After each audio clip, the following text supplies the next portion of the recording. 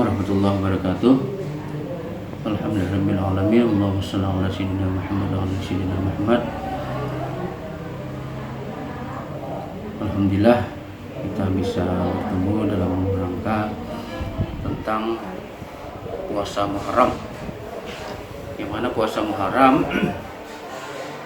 dalam hadis riwayat Muslim, Tirmizi, Ibnu Majah dan Ahmad, Rasulullah SAW bersabda yang artinya puasa Asyura dapat menghapus dosa-dosa 1 tahun yang lalu. Sehingga kita disunatkan berpuasa. Dan apabila kita berpuasa pada hari 10 saja, itu kita sama dengan umat Yahudi yang berpuasa pada tanggal 10 Muharram. Mereka merayakan diselamatkannya Nabi Musa ketika menyeberang Laut Merah dari kejaran Firaun. Rasulullah diceritakan itu, maka beliau mengatakan kita berpuasa 2 hari agar tidak sama dengan orang Yahudi, yaitu puasa hari ke-9 dan hari ke-10, Tasu'a dan Asyura. Sehingga kita mulai puasa pada tanggal 9 dan tanggal 10, yang mana 1 hari saja dapat menghapus dosa 1 tahun yang lalu. Kalau dosa yang akan datang, kemungkinan kita tidak bisa menghapuskan dosa yang akan datang, dosa yang setahun sebelumnya.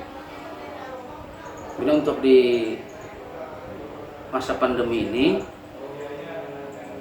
kita memang diperintahkan di Al-Quran, atiullah wa atiur rasul wa ulil amri minkum. Taatlah kepada Allah dan taat kepada Rasul dan taat kepada pemimpin atau penguasa di antara kamu. Ketika bupati, kemudian lurah, RT atau pembakal menyuruh bermasker, jaga jarak, cuci tangan, menghindari kerumunan, mengurangi mobilitas, maka taatilah itu sebagai bentuk ketaatan kita kepada penguasa di antara kita. Sehingga ketaatan kita kepada prokes membuat COVID ini tidak bisa lagi berkembang di daerah kita. Bagi yang sudah terkena, itu biasa saja, dalam artian wajar saja terkena positif. Tetapi penanganannya yang harus, dia tidak boleh dikucilkan, dia harus ditemani, diberi semangat. Kalau perlu yang isolasi mandiri itu diberi juga bubur Asyura lah Pak. Bisa, jadi dia merasa juga ikut merayakan. Merayakan karena hari Asyura.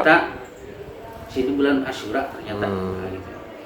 Beri bubur Asyura sekedar untuk solidaritas, walaupun dia tidak bisa keluar rumah karena diisolasi, dia ikut merasakan bubur Asyura yang dimasak oleh masyarakat. Kalau maulah bubur Asyura secara protokol kesehatan seperti apa Pak?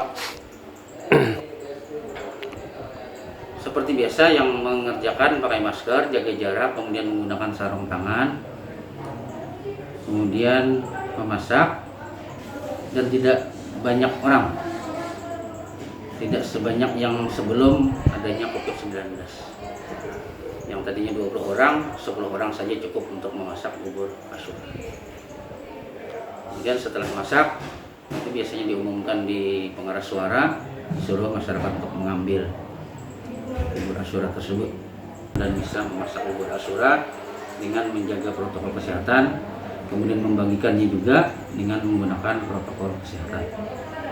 Jangan karena bubur Asyura malah nanti yang positif bertambah, sehingga bubur Asyura lah nanti yang menjadi penyebab kenapa meningkat lagi Klaster Asyura aja Pak. Jangan sampai ada muncul lagi klaster Asyura. Sehingga masyarakat diimbau agar menjaga jarak, mencuci tangan, memakai masker, menghindari kerumunan dan mengurangi mobilitas. Pian tadi memberi ke anak yatim, nah, dan memusut kepala anak yatim. Ya. Nah, bisa penjelaskan lah itu tradisi itu. Ya, nah jadi sebagaimana yang dianjurkan guru-guru dahulu dan ada disebutkan di dalam kitab, nah itu kan pada hari Asyura itu disunnahkan atau dianjurkan bersedekah, baik kepada fakir miskin, keluarga, dan terlebih kepada anak yatim atau yatim piatu. Nah, kemudian di situ juga dianjurkan di saat kita memberi uang sedekah kepada yatim piatu tersebut, nah itu disuruh untuk mencapai atau menyentuh kepala dari anak yatim tersebut. Ceritakan pengalaman pian merayakan bulan Muharram. Biasanya kalau ulun pribadi itu mengadakannya di kampung halaman ulun, di wadah keluarga ulun lah, di kampung dalam pagar. Nah biasanya di kampung dalam pagar itu setiap hari Asyura itu ada merayakan semacam doa selamat sambil membaca wiritan di hari Asyura tersebut. Biasanya itu setelah ba'da zuhur itu diadakannya. Jadi mengadakannya itu setelah sholat zuhur, kemudian orang-orang di sana ngumpul di langgar, guru-gurunya, orang-orang tua di sana, kekanakan dan pemuda. Nah, itu membaca surah Yasin, kemudian membaca wiritan yang biasa dibaca itu zikir hasbunallah ni'mal wakil, ni'mal maula ni'man nasir sebanyak 70 kali. Nah, kemudian membaca doa, dan setelah itu biasanya berbagi bubur. Nah, yang mana puasa maka sore baru bisa dimakan setelah maghrib. Kemudian yang mana tidak berpuasa pada hari itu biasanya makan di tempat.